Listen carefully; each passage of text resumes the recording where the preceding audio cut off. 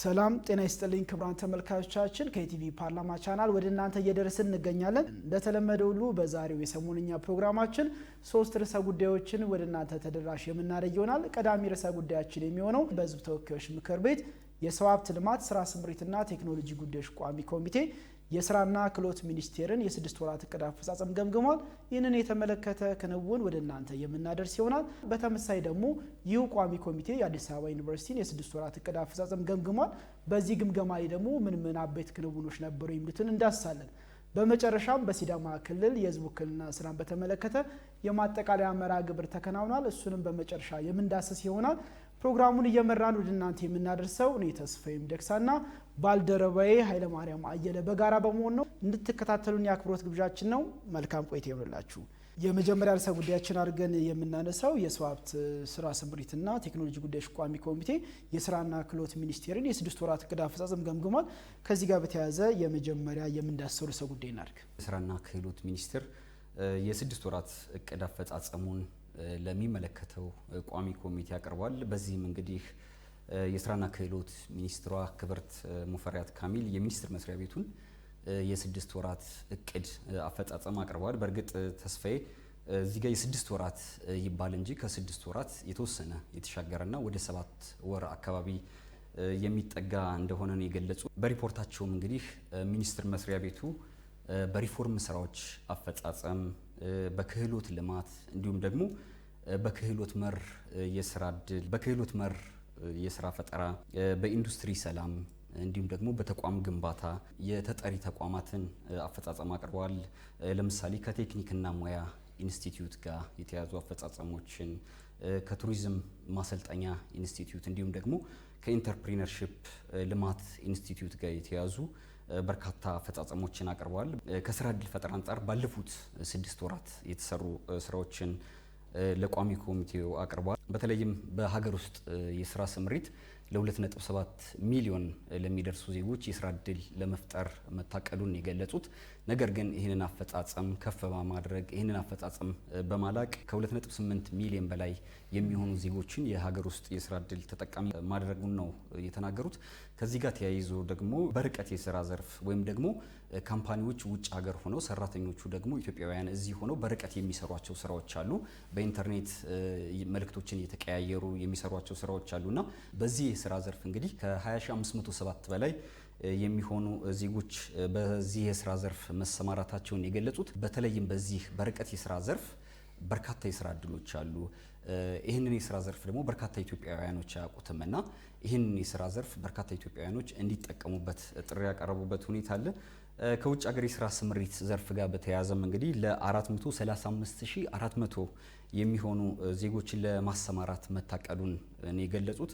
ይህንን ግን አፈጻጸሙን በማላቅ ከ447000 በላይ የሚሆኑ ዜጎችን ተጠቃሚ ማድረግ መቻሉን የገለጹት። የመዳረሻ ሀገራትን ቁጥር የማሳደግ ስራዎች መሰራቱን የገለጹት። ከዚህ ጋር ተያይዞም ደግሞ ተጨማሪ 4 ያህል ሀገራትን ማካተት መቻሉን የገለጹት። በሀገር ውስጥና በውጭ ሀገራት የስራ ስምሪት በድምሩ ወይም ደግሞ በአጠቃላይ ከ3.2 ሚሊዮን በላይ ለሚሆኑ ዜጎች የስራ እድል መፈጠሩን የገለጹት። ይህ የስራ ስምሪት መርሃ ግብር እንግዲህ ቀደም ሲል ከነበሩ ልምዶች ወይም ደግሞ ትራዲሽናል ከሆኑ አሁን ግን የሰለጠኑና በከፊል የሰለጠኑ ዜጎችን ወይም ደግሞ ባለሙያዎችን በማካተት የስራ ስምሪቱን ሰፋ ማድረግ መቻሉን የገለጹት።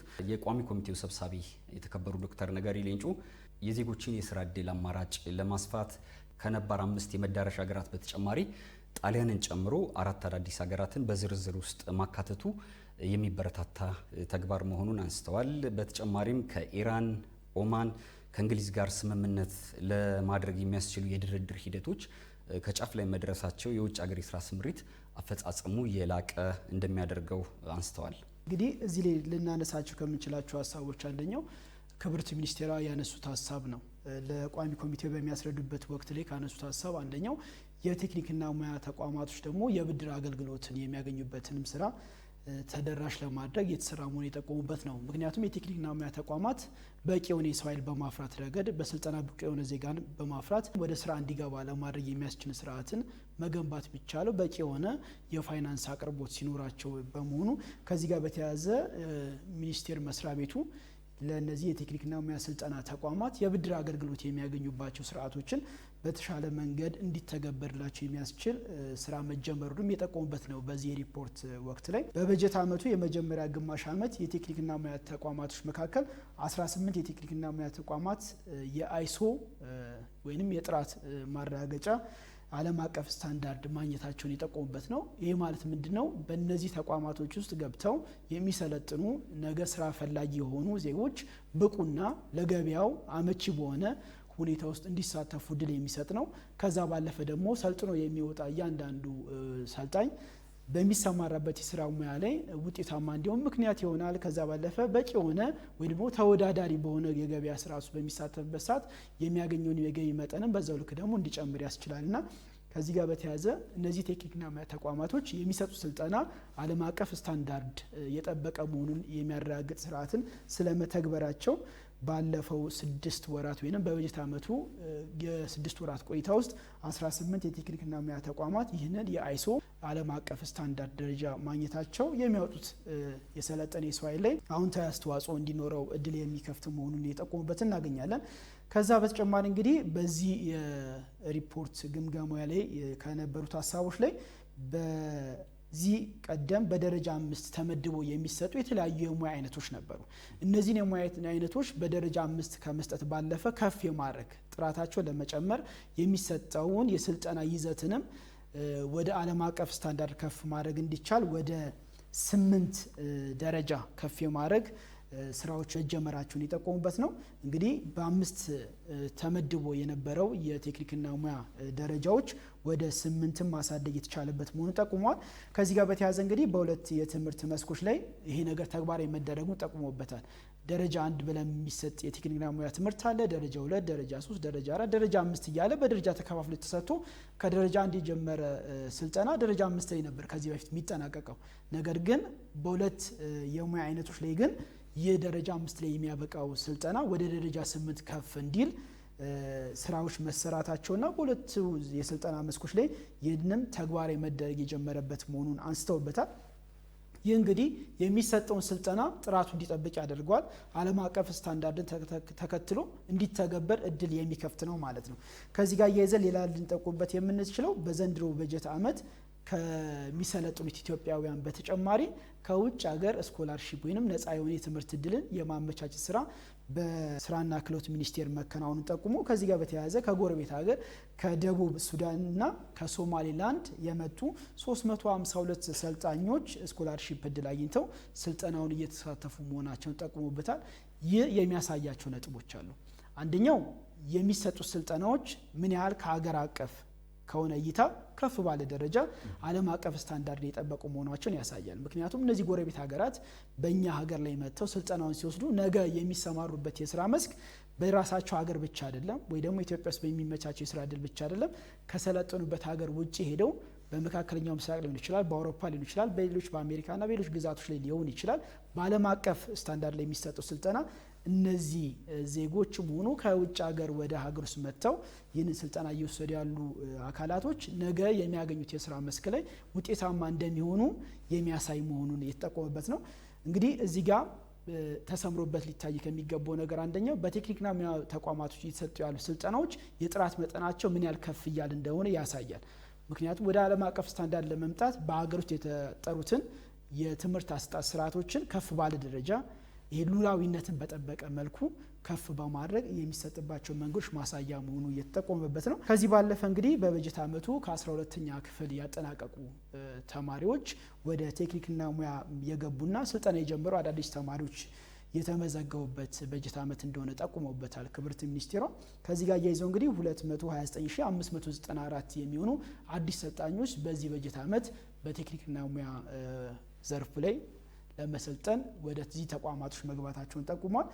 ከዚህ በተጨማሪ ግን ስልጠናዎችን ጀምረው በተለያየ ሁኔታዎች ያቋረጡ ያ ማለት ደረጃ 1ን፣ ደረጃ 2ን፣ ደረጃ 3ን እየተማሩ እስከሚጠበቀው ደረጃ ላይ ያላጠናቀቁ በመሃል ደግሞ ወጣ ብለው ስራ እየሰሩ ያሉትን ተመልሰው እንዲሰለጥኑ በማድረግ 315713 ሰልጣኞች በስልጠና ተቋማቶች ገብተው ደግሞ የስልጠና ስርዓቱን እንዲያሳድጉ እንዲቀጥሉበት የተደረገበት መሆኑን ጠቁሟል። እንግዲህ ጠቅላላ አድርገን ስናየው የስራና ክህሎት ሚኒስቴር ባለፉት 6 ወራት ላይ እያከናወናቸው ያሉ ብቁ የሆኑ ለገበያው የሚመጥኑ ዜጎችን ባለሙያዎችን ለማፍራት የሚሄድበት ጥረት ከጊዜ ወደ ጊዜ ከፍ እያለ እንደመጣ ለቋሚ ኮሚቴው ያስረዱበት ነው። ከዚህ ጋር የይዘን እንግዲህ ልናነሳው ከምንችለው አንደኛው ዘርፍ የኢትዮጵያ የሆቴልና ቱሪዝም ኢንዱስትሪ ዘርፍ እናነሳለን።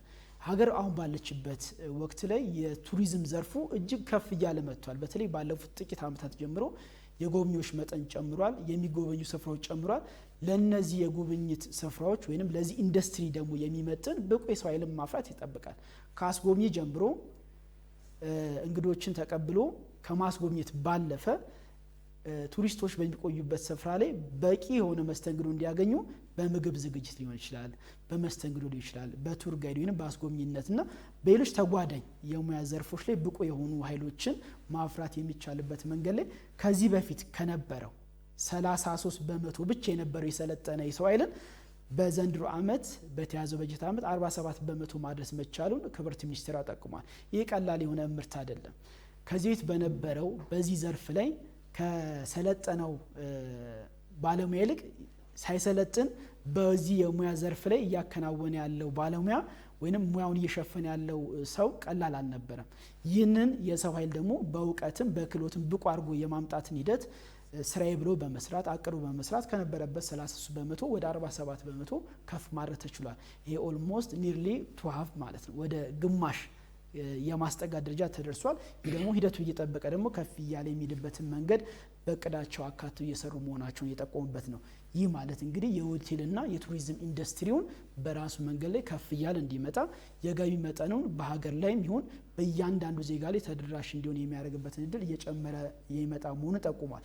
ሀገራችን ብዙ የሚጎበኙ ቦታዎች አላት። በሆቴልና በኢንዱስትሪ ዘርፍ ላይ የሰለጠነ የሰው ኃይል የሚያስፈልገውን ቦታ ግን በልምድ ተክተው እየሰሩ ያሉ ሰዎችን ግን እውቅና የሰጡበት ነው። ምክንያቱም በአካባቢ ተወላጅ ሆነው ያለውን ቅርጽ ተረድተው በሚገባቸው በተለማመዱት ቋንቋና ባላቸው የመስተንግዶ ስርዓት ውስጥ ለሚመጣው ቱሪስት ያንን የማስረዳት አቅም ላይ የፈጠሩት ጉዞ ቀላል እንዳልነበረ የጠቆሙበት ነው። እነዚህን የሰው ኃይሎች ደግሞ በሚፈልገው የቴክኒክና ሙያ ስልጠና ውስጥ ደግሞ አካቶ ማሰልጠና ብቁ አድርጎ መጓዝ ግን የኢንዱስትሪውን ዘርፍ ከፍ ከማድረግ ባለፈ በእያንዳንዱ በዚህ ዘርፍ ላይ በሚሰማራ ግለሰብ ላይ ደግሞ ኪስን በደንብ አድርጎ የሚጎበኝ ትልቅ ጥቅምም የሚያስገኝበት ስርዓትም አብሮ የሚገነባ መሆኑም ታሳቢ የሚደረግበት መሆኑ ሁላችንም እንረዳለን። አዳዲስ የፈጠራ ሀሳቦች ላላቸው ወጣቶች ደግሞ የፋይናንስ አቅርቦትንም ደግሞ በዛው ልክ ደግሞ የማቅረብ ስራዎች እየተሰራ መሆኑን ጠቁሞበታል። የስራና ክህሎት ሚኒስቴር ሰዎች ወይንም ዜጎች ወደ ስራ እንዲሰማሩ በሀገር ውስጥም ሆነ ወደ ውጭ ሀገር እንዲሰማሩ ብቻ ማድረግ ሳይሆን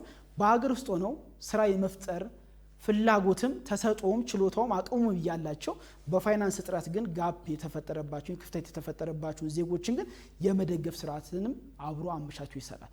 ከዚህ ጋር በተያያዘ አዳዲስ የፈጠራ ሀሳብ ያላቸውን ወጣቶችን ዜጎችን ወደ ተሻለ የፈጠራ ስራቸውን ወደ ተግባር የሚቀይሩባቸው መንገዶች እንዲመቻቹላቸው የፋይናንስ አቅርቦቶችን ከባንኮች ጋር እየተሳሰሩ የሚሰሩበትን ስርዓት መዘርጋቱን የጠቆሙበት ነው። ከዚህ ጋር በተያያዘ እንግዲህ በ8 ወራት ውስጥ ለቴክኒክና ሙያ ዘርፉ ላይ 76 ቢሊዮን ብር መቅረቡን ጠቁመዋል።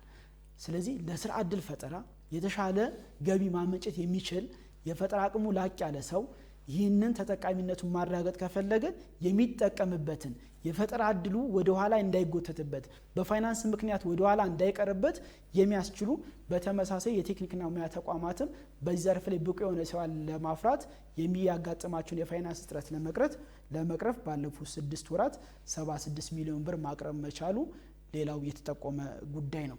ከጥቃቅን ወደ አነስተኛ ኢንተርፕራይዝ ከአነስተኛ ኢንተርፕራይዝ ደግሞ ወደ መካከለኛ ኢንተርፕራይዝ ሽግግሮች ያስፈልጋሉ። በጥቃቅን ኢንተርፕራይዝ ላይ ያሉ እና በዛ ስራ ላይ የተሰማሩ ዜጎች ነገ ወደ አነስተኛ ኢንተርፕራይዝ ከፍ ማለት አለባቸው። በአነስተኛ ኢንተርፕራይዝ ላይ ደግሞ የተሰማሩ ዜጎች ደግሞ ነገ ላይ ከፍ ብለው ወደ አነስተኛ ኢንተርፕራይዝ ከፍ ማለት አለባቸው። አነስተኛ ላይ ያሉ ደግሞ በተመሳሳይ ወደ ከፍተኛ ኢንተርፕራይዝ ከፍ ማለት አለባቸው። ከዚህ ጋር በተያያዘ የሽግግር እድገቱን ጠብቆ እንዲሄድ ግን እየተሰሩ ያሉ ስራዎች ቀላል እንዳልሆኑ ጠቁሟል። ከዚህ ጋር በተያያዘ ከእድገቱ ጋር በዚህ ከጥቃቅን ወደ አነስተኛ ኢንተርፕራይዝ የሚደረገው ጉዞ መልካም የሚባል ነው። ጥቃቅን ላይ የነበሩትን ወደ አነስተኛ ኢንተርፕራይዝ ከፍ የሚሉበት እድገት ራሱ እየጠበቀ እየመጣ ነው። ነገር ግን ከአነስተኛ ኢንተርፕራይዝ ግን ወደ መካከለኛ ኢንተርፕራይዝ ግን የሚደረገው ሽግግር ላይ ግን በቂ አይደለም። አነስተኛ ነው። እዚህ ጋር ጠንክሮ መስራት እንደሚጠበቅ የቤት ስራ የወሰዱበት መሆኑን ጠቁመዋል። የሰው ሀብት ልማት ስራ ስምሪትና ቴክኖሎጂ ጉዳዮች ቋሚ ኮሚቴ ሰብሳቢ የተከበሩ ዶክተር ነገሪ ሌንጮም የስራና ክህሎት ሚኒስቴርን የስራ ሪፖርት ግምገማ ላይ ወይም የዕቅድ አፈጻጸም ግምገማ ላይ ካነሱት ሀሳብ ላይ ስንመለከት በውጭ ሀገራት የስራ ስምሪት ላይ ዜጎች ከምንም ጊዜ በላይ ተጠቃሚ እንዲሆኑ ክብራቸውን ጠብቀው ፋይናንሻሊ ራሳቸው ማሳደግ የሚችሉበት መንገድ እንዲረጋገጥ ክብራቸው ተጠብቀው መስራት እንዲችሉ በአጠቃላይ ከራሳቸው አልፎ ሀገራቸውን መጥቀም እንዲችሉ የስራና ክህሎት ሚኒስቴር እየተጓዘበት ያለው መንገድ በቀላሉ የሚታይ እንዳልሆነ ጠቁሙበታል። ከዚህ በፊት ኃይሌ እንደምታስታውሰው በህገወጥ መንገድ የሚሄዱ ዜጎች ብዙ ጊዜ ዋጋ ይከፍላሉ። ያንን ስርዓት የሚቀይር ነው በስራና ክህሎት ሚኒስቴር ላይ የተሰራ ያለው። በውጭ ሀገራት የሚደረግ የስራ ስምሪት በሙሉ ህጋዊ እንዲሆን ይፈለጋል። የሚፈለገው የሀገርን ገቢ ከማስገኘት ባለፈ እያንዳንዱ ኢትዮጵያዊ በየትኛውም ከሀገር ውጭ በሚሰራው ስራ ላይ ደህንነቱ ተጠብቆ ገቢ ማመንጨት እንዲችል ከራሱ አልፎ ቤተሰቡንና ሀገር መጥቀም እንዲችል የሀገርም አምባሳደር ሆኖ የሚንቀሳቀስበት ጭምር እስከሆነ ድረስ ብቁ የሆነ ዜጋ አፍርቶ መላክ አንደኛ የቤት ስራ ነው። ከዛ ጋር በተያያዘ ደግሞ በሚሰማራበት ሀገር ላይ ደግሞ ያንን የያዘው ሙያ በአግባቡ እንዲተረጉም የሚያስችል አስፈላጊው ጥበቃ የሚደረግለት በህጋዊ መንገድ ብቻ ሲሄድ ነው። የስራና ክህሎት ሚኒስቴር ዜጎች ደህንነታቸው ተጠብቆ በሚሰሯቸው ሀገሮች ላይ በቂ የሆነ ስራዎችን እንዲሰሩ ህጋዊ ስርዓትን ተከትለው እንዲንቀሳቀሱ የሚያደርግና ተጠቃሚነታቸው የሚያረጋግጥባቸው ስራዎች ላይ የስራና ክህሎት ሚኒስቴር እየሰራ ያለው ስራ ተጠናክሮ ሊቀጥል የሚገባ መሆኑን የተከበሩ ሰብሳቢ ያነሱበት ነው። ከዛ ውጭ እንግዲህ ዘመናዊ የቴክኖሎጂ አጠቃቀምን ደግሞ ተግባራዊ ከማድረግ አንጻር የስራና ክህሎት ሚኒስቴር የጀመራቸው ስራዎችን አጠናክሮ ሊቀጥልባቸው እንደሚገባ ጠቁሟል። እያንዳንዱ ወደ ውጭ ሀገራት የሚደረግ የስራ ስምሪት ተጠቃሚነትን ማስቀጠል የሚቻለው እያንዳንዱ መረጃዎች ከቴክኖሎጂ ጋር ማቆራኘት ሲቻል ነው። የትኛውን ዜጋዬን ነው የት ቦታ ላይ ነው የላኩት፣ ዜጋ በሚንቀሳቀስበት ቦታ ላይ ደህንነት ተሰምቶት እየሰራ ነው ወይ፣ የሚፈልገውን ያህል በተማረው ሙያ ላይ ወይም በሰለጠነው ሙያ ላይ ገቢ እያገኘ ነው ወይ፣ ደህንነቱ ተረጋግጧል የሚለውን ነገር ከዚህ የሚሰማራበት ቦታ ከመድረሱ በፊት ከሀገር ውስጥ ካለው ስልጠና ጀምሮ በቂ የሆነ ስርዓትን ተከትሎ አልፎ ለሚሰማራበት ገበያ ብቁ መሆኑን ለማረጋገጥ የሚያስችሉ የዘመናዊ ቴክኖሎጂን የተደገፉ የአሰራር ስርዓቶችን ተግባራዊ ማድረግ መጀመሩ የሚበረታታ ነው። ይህን ደግሞ አጠናክሮ ሊቀጥል ይገባል ሲሉ የቋሚ ኮሚቴው ሰብሳቢ የጠቆሙበትን ርዕሰ ጉዳይ ነው እንግዲህ የምናገኘው። ወደ ሁለተኛው ርዕሰ ጉዳያችን ስናልፍ በሕዝብ ተወካዮች ምክር ቤት የሰው ሀብት ልማት ስራና ስምሪት እንዲሁም ቴክኖሎጂ ጉዳዮች ቋሚ ኮሚቴ የአዲስ አበባ ዩኒቨርሲቲን የ2018 በጀት ዓመት የ6 ወራት ዕቅድ አፈጻጸም ገምግሟል። በተለይም የአዲስ አበባ ዩኒቨርሲቲ ከአዲስ አበባ ከተማ አስተዳደር ጋር በመተባበር በርካታ ስራዎችን እየሰራ እንደሆነ የቋሚ ኮሚቴው ሰብሳቢ የተከበሩ ዶክተር ነገሪ ሌንጮ ገልጸዋል። በተለይም የወንዝ ዳርቻ ፕሮጀክቶችን በማጥናት እንዲሁም ደግሞ በማማከር የማማከር ስራዎቹ እጅግ በጣም የሚበረታቱ መሆናቸውን የገለጹት የከፍተኛ ትምህርት ተቋማት እንግዲህ እንደዚህ አይነት በርካታ ጥናቶችን የመስራት ኃላፊነት አለባቸው። በዚህ በኩል አዲስ አበባ ዩኒቨርሲቲ እያሳየው ያለው ተግባር የሚበረታታ መሆኑን አንስተዋል። ዩኒቨርሲቲው እንግዲህ ከመማር ማስተማር በተጨማሪ ብዙ በዓለም አቀፍ ደረጃ የሚታተሙ በርካታ የጥናትና ምርምር ጆርናሎችን መስራቱ የሚደነቅ መሆኑን ነው የገለጹት። ከግማሽ በላይ የሚሆኑት እነዚህ የጥናትና ምርምር ስራዎቹ ከዓለም አቀፍ ተቋማት ጋር በትብብር የሰራቸው ናቸው። ይሄ ደግሞ የአዲስ አበባ ዩኒቨርሲቲ የዲፕሎማሲ ከፍታ የሚያሳይ መሆኑን ነው ሰብሳቢ የተናገሩት። ከዚሁ ጋር የይዘን ልናነሳ የምንችለው የአዲስ አበባ ዩኒቨርሲቲ 6 ወራት ዕቅድ አፈጻጸም በሚቀርብበት ሰዓት ላይ አስታውሰው ራስ ገዝ ዩኒቨርሲቲዎች ከሆኑት አንደኛው ወይም በቀዳሚነት ከጀመሩትም አዲስ አበባ ዩኒቨርሲቲ ነው። አዲስ አበባ ዩኒቨርሲቲ እንግዲህ 75ኛ ዓመቱንም በቅርብ ያከበረ ነው። አንጋፋ ተቋም ነው። ግንባር ቀደም ተቋም ነው። በከፍተኛ የትምህርት ተቋም በሀገራችን ታሪክ ውስጥ ከምናነሳቸው ይህ ተቋም በሀገር ውስጥ ብቻ ሳይሆን በአፍሪካም ይሁን በዓለም አቀፍ ደረጃ ተመራጭ ዩኒቨርሲቲ ሆኖ እንዲቀጥል የሚያስችሉ ስርዓተ ትምህርቶችን በመንደፍ ተግባራዊ ማድረግ መጀመሩ ቀላል አይደለም። ከዚህ ጋር ግን ተያይዞ ታቅዶ ሊሰራባቸው የሚገቡ ነጥቦች ግን ያስፈልጋሉ ሲሉ የተከበሩ ዶክተር ነገሪ ሌንጮ አንስተዋል፣ የቋሚ ኮሚቴው ሰብሳቢ። ይህም በሚሉበት ሰዓት ምንድን ነው የአዲስ አበባ ዩኒቨርሲቲ ታሪክ ጠገብ ነው። የሚያስተምረው እና የሚተገብረው ስርዓተ ትምህርት በአጠቃላይ ከሀገር ውስጥ ተማሪዎች ባለፈ ተፎካካሪና ተወዳዳሪ ሆኖ በዓለም ላይ ተመራጭ ከሆኑት ዩኒቨርሲቲዎች ውስጥ አንዱ እንዲሆን የሚያስችለው የሚተገብራቸው ስርዓተ ትምህርቶች በአጠቃላይ በዓለም አቀፍ ስታንዳርድ ላይ መዋቀር ሲችሉ ነው። ከዚህ ጋር በተያያዘ የሚሰሩ ስራዎች ቀላል አይደሉም።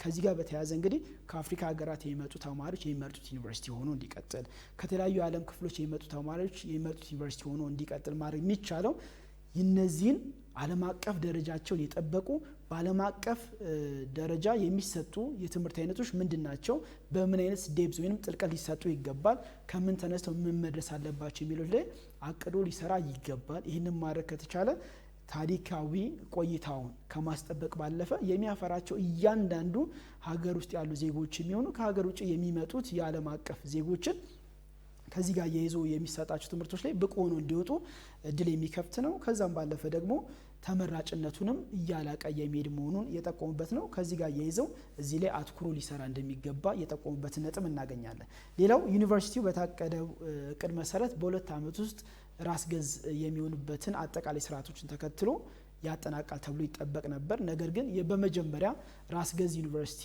እንዲሆኑ በሕግ ከጸደቀና ፍቃድ ተሰጥቷቸው ወደ ተግባር ከገቡ ዩኒቨርሲቲዎች ውስጥ ቀዳሚው አዲስ አበባ ዩኒቨርሲቲ እንደመሆኑ መጠን በእያንዳንዱ ራስ ገዝ ለመሆን የሚያስኬዱትን ጉዞዎች ላይ ጠንቃቃ በሆነ መንገድ መሄድ እንዲቻል የነበረውን የ2 ዓመት ጊዜ ውስጥ ብቻ ማጠናቀቅ አልተቻለም። በእያንዳንዱ ፌዝ ላይ ራስ ገዝ ለመሆን የሚያስችሉ ስራዎችን እያጠናቀቀ ለመሄድ በቀጣይም ደግሞ ሀገራችን ውስጥ ያሉ ዩኒቨርሲቲዎች ራስ ገዝ የሚሆኑባቸው ስርዓቶች በዛው ልክ ስለሚተገበር ከአዲስ አበባ ዩኒቨርሲቲ የሚወሰዱ ትምህርቶች ምንድን ናቸው፣ ራስ ገዝ ለመሆን የሚያስችሉ ቅድመ ሁኔታዎች ምንድን ናቸው፣ እነዚያ ቅድመ ሁኔታዎች ሲሟሉ ደግሞ በምን አይነት ደረጃ ነው እየተጓዝን ራስ ገዝ ዩኒቨርሲቲን እውን ማድረግ የሚቻለው በሚለው ነገር ላይ እየተሰራ ያለው የጥንቃቄ ይዞ ቀላል እንዳልሆነ ከዚህ ጋር በተያያዘ የተጀመሩ ስራዎችን በታቀደላቸው ጊዜ ማከናወን እንደሚገባ ጠቁሟል። በሕዝብ ተወካዮች ምክር ቤት የሰው ሀብት ልማት ስራ ስምሪትና ቴክኖሎጂ ጉዳዮች ቋሚ ኮሚቴ ባሳለፍነው ሳምንት 2 ተቋማትን ነው የ6 ወራት እቅድ አፈጻጸም የገመገመው። የስራና ክህሎት ሚኒስቴርንና የአዲስ አበባ ዩኒቨርሲቲን የ6 ወራት እቅድ አፈጻጸም ነው የገመገመው። በዚህ ግምገማ ላይ በዋናነት ሲያነሳቸው የነበሩ ስራዎች በሁለቱም ተቋማት ላይ እየሰሩ ያሉ ስራዎች ቀላል አይደሉም። ሀገርን በመለወጥ እያንዳንዱ ተቋማቶች በሚጠበቅባቸው ስራ ላይ እቅደን አሳክቶ ለመስራት የሚሄዱበት ርቀት ቀላል እንዳለው ጠቁሟል። ነገር ግን በአዲስ አበባ ዩኒቨርሲቲ ረገድ ብቁ ዜጋን በማፍራት እና ዓለም አቀፍ ተወዳዳሪ የሆነ ዩኒቨርሲቲ በማቆየት ረገድ አጠንክሮ ሊሰራ እንደሚገባ ቋሚ ኮሚቴው አቅጣጫ የሰጠበት ነው። በስራና ክህሎት ሚኒስቴር ላይ ስንመጣ የስራ እድል ፈጠራን እውን ሊያደርጉ የሚችሉ የተሰለጠኑ እና ብቁ የሰው ኃይሎችን ወደ ውጭ ሀገር መላክ እንዲቻል አሁንም እየተሰራ ያለ ስራ ላይ አጠናክሮ መሄድ እንደሚገባ አስተሳስሮ ግብረ መልሶችን የሰጠበት፣ ቀጣይ ደግሞ በተሰጠው ግብረ መልስ መሰረት የስራና ክህሎት ሚኒስቴርም ሆነ አዲስ አበባ ዩኒቨርሲቲ የተሰጣቸውን ግብረ መልስ መሰረት አድርገው የእቅዳቸው አካል በማድረግ ተቋሞቻቸውን የሚለውጡበት ባቀዱት እቅድ መሰረት የሚጓዙበት ሀገር የሚጠብቅበትን ኃላፊነትም ደግሞ ሊወጡ እንደሚገባ በሕዝብ ተወካዮች ምክር ቤት የሰው ሀብት ልማት ስራ ስምሪትና ቴክኖሎጂ ጉዳዮች ቋሚ ኮሚቴ ሰብሳቢ እንዲሁም ሌሎች የቋሚ ኮሚቴው አባላት አጽንኦት ሰጥተው የቤት ስራዎችን ለነዚህ ተቋማት የተሰጠበትን አውድ እናገኛለን። በመጨረሻ እንግዲህ የምንመለከተው ተስፋዬ የውክልና ስራ ነው። የውክልና ስራ የማጠቃለያ መርሃ ግብሮች በተለያዩ አካባቢዎች ተካሂደዋል። አንተም የተሳተፍክበት የሲዳማ ክልል የውክልና ስራ የማጠቃለያ መርሃ ግብር ነበር። እስቲ ጠቅለል አድርገህ የአዋሳንም ቆይታህን ብትገልጽልን። እንግዲህ እንዳልከው ነው በየካቲት ወር የሚደረገው የሕዝብ ተወካዮች ምክር ቤት አባላት ከምክር ቤት በመደበኛ ስብሰባ የሚያደርጓቸውን የህግ የማውጣት የክትትልና ቁጥጥርና ሌሎች ስራዎቻቸውን ለጊዜው ገታ አድርገው ወደ መስክ ወጥተው በመረጣቸው ህዝብ ቦታ ጋር ተገኝተው እያንዳንዱ ህዝብ ጥያቄ ምን ያህል ተመልሷል የሚለውን በአካል ሲፈትሹ የሚቆዩበት ወቅት ነው። በመጨረሻም ደግሞ እነዚህን የፈተሿቸውን እያንዳንዱ ህዝብ ጥያቄዎች በምን ያህል ደረጃ ተመልሷል የሚለውን ከሰበሰቡ በኋላ መልሰው የማጠቃለያ መድረኮችን ያደርጋሉ። እንግዲህ እኔም በተሳተፍኩበት የሲዳማ ክልል የህዝብ ጥያቄዎችን በተመለከተ የማጠቃለያ መድረክ ላይ ተገኝቻለሁና በዚህ የማጠቃለያ መድረክ ላይ በሕዝብ ተወካዮች ምክር ቤት የሲዳማ ክልል ተወካዮች ያነሷቸው ሀሳቦች አሉ። ሀገር ከ6ኛው ምርጫ ወዲህ በርካታ የህዝብ ጥያቄዎችን የመመለስ ስራዎችን ሰርታለች። ለዚህ ማሳያ የሚሆኑ ትላልቅ ሜጋ ፕሮጀክቶች ተጀምረው የነበሩትን የማጠናቀቅ ባለፉት አመታት የተከናወኑ፣ በተመሳሳይ ትላልቅ ፕሮጀክቶችና ሜጋ የሚባሉ ፕሮጀክቶች የተጀመሩበት መሆኑን ጠቁሟል። እንግዲህ እነዚህ ነገሮች ሲደረጉ የህዝብን ጥያቄ በመመለስ ኢኮኖሚያዊና ማህበራዊ ተጠቃሚነቱን የማረጋገጥ ፍትሃዊ ተጠቃሚነትን የማረጋገጥ ስራ ላይ መንግስት ትኩረት አድርጎ እየሰራ የቆየበት መሆኑን ያረጋግጣል ሲሉ የሲዳማ ክልል ተወካዮች ያነሱበት ነው። በዚህ የማጠቃለያ መድረክ ላይ ከተነሱት ሀሳቦች ላይ ስንነሳ በሲዳማ ክልል ከዚህ በፊት የነበሩ በርካታ ጥያቄዎች አሉ። ከነዚህ ውስጥ አንዱ የመንገድ ጥያቄ ነው። በመንገድ ጥያቄ ላይ በርካታ ምላሾች አግኝተዋል። ሌላው በጤና ዘርፍ ነው። በተመሳሳይ በቴሌኮም፣ በመብራት፣ በግብርናና በሌሎች ዘርፎች ላይ ህዝብ ሲያነሳቸው የነበሩ ጥያቄዎችን መንግስት ለእያንዳንዱ የህዝብ ጥያቄ ደረጃ በደረጃ ክብደት በመስጠት መመለስ የቻለባቸው ወቅቶች እንደሆኑ ጠቁሟል። እንግዲህ እነዚህ ጥያቄዎች አንድ አመት ተጠይቀው የሚቆሙ አይደሉም። ፍላጎት ነው። ህዝብ የሚፈልገውን ይጠይቃል፣ እንዲተገበርለት የሚፈልገውን ነገር ያነሳል፣ ለተወካዮቹ እንዲያደርሱለት ያደርጋል። ተወካዮች ያንን አመተው በህዝብ ተወካዮች ምክር ቤት ደረጃ በደረጃ እንዲፈታ ከአስፈጻሚ ተቋማት ጋር ይነጋገሩበታል፣ የቅድ አካል ያደርጉበታል። ያንን መሰረት አድርገው መፈጸሙን ደግሞ ክትትልና ቁጥጥር ያረጋግጣሉ።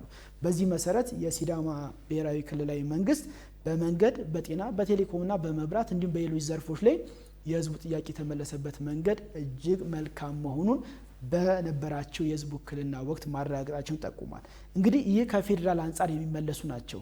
የፌዴራል መንግስት የሚያስተዳድራቸው መንገዶች አሉ። ከመንገድ አንጻር የተፈጸመው ነገር መልካም ነው። እንዳነሳሁት ከቴሌኮም ጋር የተያዙ ነገሮችን የፌዴራል መንግስት ነው የሚያስተዳድራቸው። ከዚህ ጋር በተያያዘ በሲዳማ ክልል ሳተላይቶችን በመትከል ከቴሌኮም ጋር የተያዙትን እስከ 5G ድረስ የሚደርሱ የቴሌኮም አቅርቦቶችን ተደራሽ ማድረግ መቻሉን የጠቆሙበት ነው። ከመብራት ጋር በተያያዘ መብራት ተደራሽ እንዲሆን አማራጮች የተፈጸሙበት መሆኑን ጠቁሟል። መብራትን እንግዲህ በተለያየ አክሰስ እንዲያደርጉ ለሲዳማ ክልል ህዝብ የተከናወነ ነገር እንዳለ ጠቁሟል። አንደኛው የሃይድሮ ኤሌክትሪክ ፓወርን መሰረት ወይም መስመርን ተከትሎ ያንን ተግባራዊ ማድረግ፣ ሁለተኛው ደግሞ የመስመር ዝርጋታ ተደራሽ በማይሆንባቸው አካባቢዎች ደግሞ የሶላር ወይንም ሶላርን በመጠቀም የመብራት አቅርቦታቸው እንዲሳካ ወይንም ፍላጎታቸው እንዲሟላ የተደረገበትን መንገድ ጠቁሟል። ከጤና ተቋማት ጋር በተያያዘ እስከ ወረዳዎች ድረስ የጤና ጣቢያዎች እንዲሟሉላቸው መንግስት የወሰዳቸው አሰራሮች ቀላል እንዳሉ ነው። በግብርናውም ዘርፍ ላይ በተመሳሳይ በአመት አንዴ ሲመረትባቸው የነበሩ ስርዓቶችን በአመት ሁለቴና ሶስቴ የሚመረትባቸውን የመስኖ ስራዎች ተግባራዊ ተደርገው የታየባቸው ስራዎች ቀላል እንዳልሆነ ጠቁሟል። ነገር ግን የህዝብ ፍላጎት የማያልቅ እንደመሆኑ መጠን በክልል ደረጃ ሊፈቱ የሚገቡ ጉዳዮችን እዛው ያነሱበትን ሁኔታዎችን አስተውያለሁ። ምክንያቱም የህዝብ ጥያቄ የሚመለሰው በፌዴራል ደረጃ ብቻ አይደለም። የህዝብ ጥያቄ በዛው በቀበሌው በወረዳው ደረጃ የሚመለስ ጥያቄ አለ። ከፍ ሲል ደግሞ በክልሉ መንግስት ደረጃ በክልል ላይ የሚመሰረትና እዛው የሚመለስ ጥያቄ አለ። ከዛ ለፍ ሲል ደግሞ በፌዴራል ደረጃ የሚመለሱ ጥያቄዎች አሉ። እነዚህን በማማከል እነዚህ የሲዳማ ክልል ህዝብ ተወካዮች የመለሷቸው በርካታ ጥያቄዎች አሉ። በየደረጃው መመለስ ያለባቸውን ለሚመለከታቸው አካል ደግሞ አድሬስ እያደረጉ ወይም ተደራሽ እያደረጉ የህዝብ ጥያቄዎች እንዲመለሱ የተሰሩበትን ስራዎች የጠቆሙበት ነው።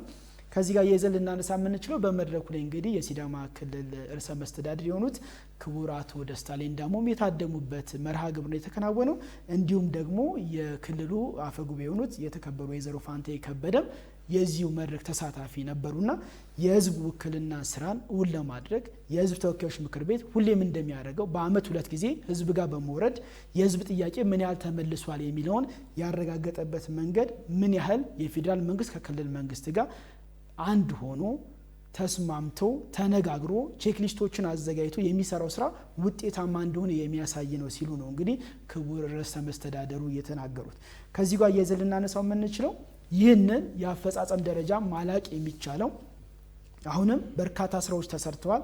መሆኑም ግን በቀጣይ የሚናጠናክሮ ደግሞ ለመሄድ የሚቻለው ከፌዴራል መንግስቱ ጋር ከህዝብ ተወካዮች ምክር ቤት ጋር ያለን የመናበብ ስራ አጠናክረን ስንቀጥል ነው ሲሉ ደግሞ የተከበሩ ወይዘሮ ፋንታዬ ከበደ የሲዳማ ክልል አፈጉባኤ ያነሱበትን እናገኛለን። የፌዴራል ተወካዮች ምክር ቤት የሲዳማ ክልል ተወካዮች ለክልሉ የሚሰጡት የቤት ስራዎችንም ክልሉ ወስዶ የህዝብ ጥያቄ ለመመለስ ከዚህ በፊት እንደሚያደርገው ታክቶ እንደሚሰራ የክልሉ ርዕሰ መስተዳድር አጽንኦት ሰጥተውበታል።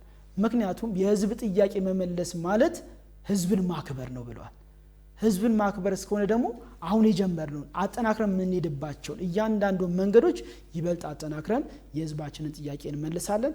ከፌዴራል መንግስትም ደግሞ ተወስደው የሚሰሩ ስራዎችንም በዛው ልክ ተደራሽ የሚሆኑበትና የህዝብ ጥያቄዎች ሁሌም እንደሚደረገው መልሳቸውን እያገኙ የሚሄዱበትን ሁኔታ እያጠናከርን እንሄዳለን ብለዋል። በፌዴሬሽን ተወካዮች ምክር ቤት የሲዳማ ክልል ተወካዮች አስተባባሪ የሆኑት የተከበሩ አቶ ሰለሞን ላሌ በዚህ መድረክ ላይ ካነሱት ሀሳብ አንዱን የምንጠቁመው የፌዴራል መንግስቱ ከክልሉ ጀምሮ እየተሰሩ ያሉ ስራዎችን እስከ ወረዳ ድረስ በመውረድ እንድንገመግም ህገ መንግስቱ ሲያደርገን እያንዳንዱ ስራዎች ላይ የተሰሩት ስራዎች በተጨባጭ ገምግመን አይተን ፈትሸን ህዝቡ የማይመሰገነውን ይዘን መተናል። በተመሳሳይ ደግሞ አሁንም ህዝቡ ሊጠይቀው የፈለገውን ነገር ደግሞ አመተን በየደረጃው እንዲፈታም ለሚመለከታቸው አካሎች አድርሰናል። በዚህም ረገድ የክልሉ መንግስት እንደ ክልል የሚጠበቅበትን የቤት ስራ ደግሞ አሁንም የህዝብ ጥያቄ በመመለስ ረገድ ያለውን ጥንካሬ አብልጦ ሊሰራ ይገባል ሲሉ አጽንኦት የሰጡበትን አውድ እናገኛለን። የህዝብ ውክልና ስራዎች በተለያዩ አካባቢዎች ተካሂደዋል። የማጠቃለያ መርሃ ግብሮችም ተካሂደዋል። አንተ የሄድክበትም የአዋሳው የሲዳማ ክልል የህዝብ ውክልና ስራ በርካታ የህዝብ ጥያቄዎች የተነሱበት፣ ሀሳቦች የተንሸራሸሩበት ነበር። ጥሩ ጊዜ እንደነበረ ተስፋ አድርጋለሁ። በዚሁ ብናጠናቅ። ክቡራን ተመልካቾቻችን በዛሬው የሰሞንኛ ፕሮግራማችን 3 ርዕሰ ጉዳዮችን ወደ እናንተ አነሳን። ከፕሮግራሙ ጋር አብረናችሁ የቆየነው እኔ ተስፋዬ ሚደቅሳና ባልደረባዬ ኃይለማርያም አየለ በጋራ በመሆን ነው። ከቀሪ የኢቲቪ ፓርላማ ዝግጅቶች ጋር ሰናይ ጊዜ ይሁንላችሁ።